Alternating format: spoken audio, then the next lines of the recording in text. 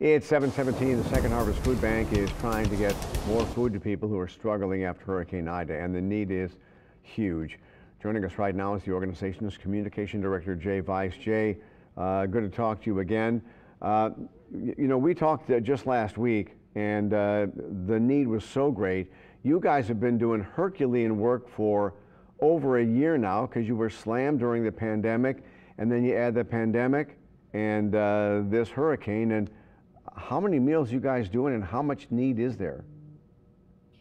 Eric, just to put it briefly, in a normal year, we would do about 32 million meals. It's in a normal calendar year.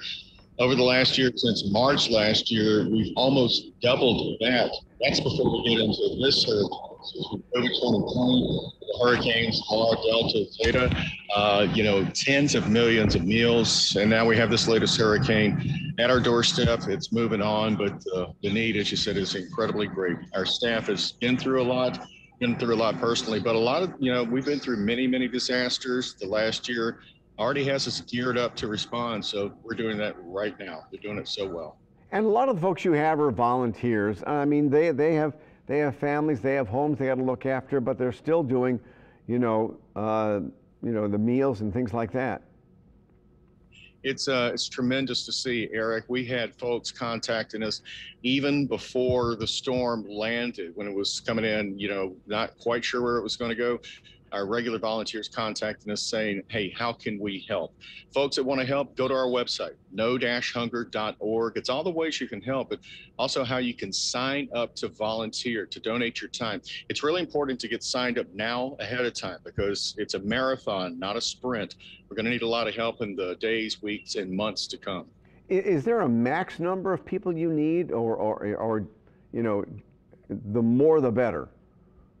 The more the better. We'll fill up shifts, and as we say, but we have other opportunities in the community with our partners who are doing distributions. Eric, we have need for other types of volunteers too, in the kitchen with repacking donated products. But say you got somebody in your family retired, it's got warehouse skills, forklift operators, administrative skills.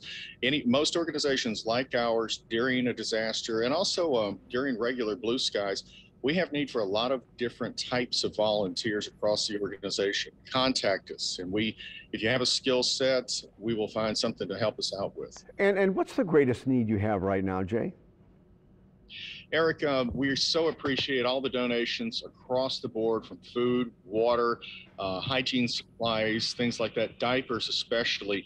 But the most efficient way to support us right now is a monetary gift, because we're going to be sending out millions of pounds of food at the end of the day. And that's a lot of truck miles. That's a lot of overtime, a lot of overhead as well. So please consider a donation. Every dollar donated helps provide another 4 meals to somebody in need. That's now and year round. Check out our website, no-hunger.org. That's for the monetary gift. But also, we do need those donations of food, water, non-perishable items. And somebody pointed out to me last year, and it didn't occur to me, diaper donations, diapers for both children, babies, and adults as well. We need all these things for all folks of all ages. And are you guys doing food drives, or do you send out to help other people who are doing food drives, or both? Great question, Eric. We're setting up to do both with the type of distributions we had last year at Zephyr Field. But what makes us able to respond so immediately is our relationships with our year-round partners and other like city governments, Jefferson Parish, Orleans, to have the points of distributions picked out. They know where they're going to be, coordinate with us. And then when a storm hits and passes, we're right there with the kitchen producing meals and our truck to bring them to those locations. So far, we're somewhere between, I haven't seen the numbers today, somewhere between 600,000 and 750,000 pounds of food and meals and supplies we've sent out in these 5 days or so. And that's going out to so far 107 different distribution locations and sites. So for folks needing help, go to the website, wwltv.com. Very comprehensive list of where to get help there, and we're supporting many of those on the list as well. And where does the bulk of your funding, your food, your things like that come from? Well, Eric, for our monetary donations, roughly 3/4 are private donations from folks donating $10, $20 a month, folks who are just dropping off donations, big corporate sponsors, way too many to mention, that have just stepped up and done tremendous help with us over the last few days and throughout the years.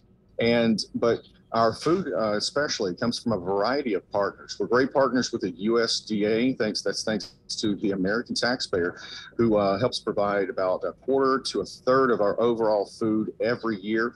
That's where the USDA helps buy extra product from farmers and sends it directly to food banks like ours and commodities and things like that.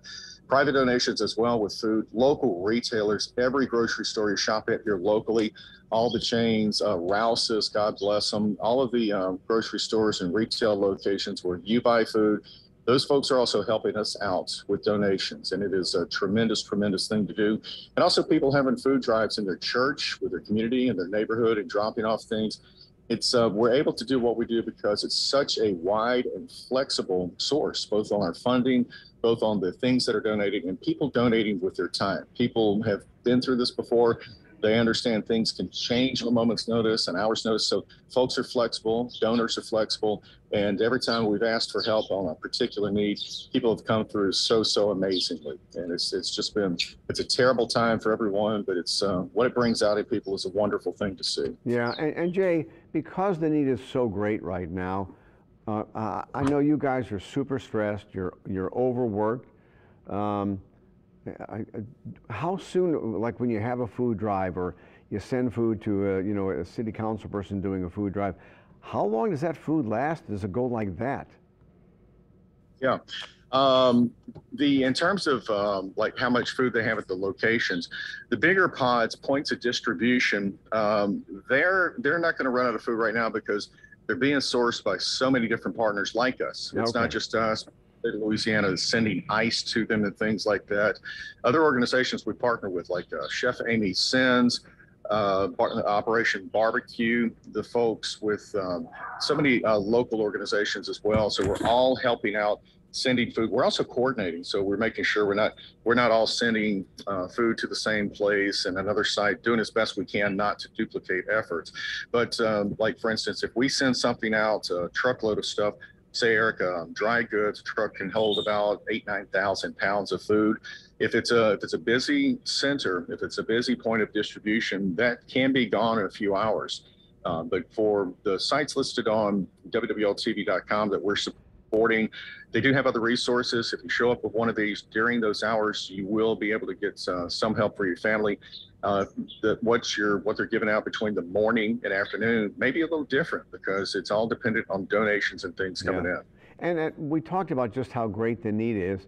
Have you noticed the numbers going up or leveling off since the beginning of the hurricane? Eric, it's been actually going up very much, and sadly, part of that is because as people start to get better communication, to get better access, and folks are coming back in, and the parishes have said, not a good time to come back in, even though power's slowly starting to come back on. But we're seeing the need increasing. Folks who have been, waiting it out, but went through the couple of days of food that they had, or a few, 3 or 4 days of food. And, folks that are getting to the end of the rope there, but they still want to try to stay home. They want to protect their property for whatever reason. They want to stay home. They're coming to these centers and saying, I never thought I'd be in this situation, but I need help for my family and for my neighbors too. All right, Jay, give us your, if people want to donate, just give us that website again.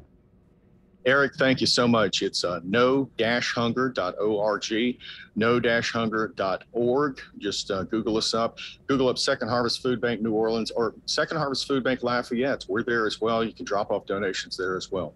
Okay, Jay, thank you very much. And you guys are doing great work out there. Thank you, Eric.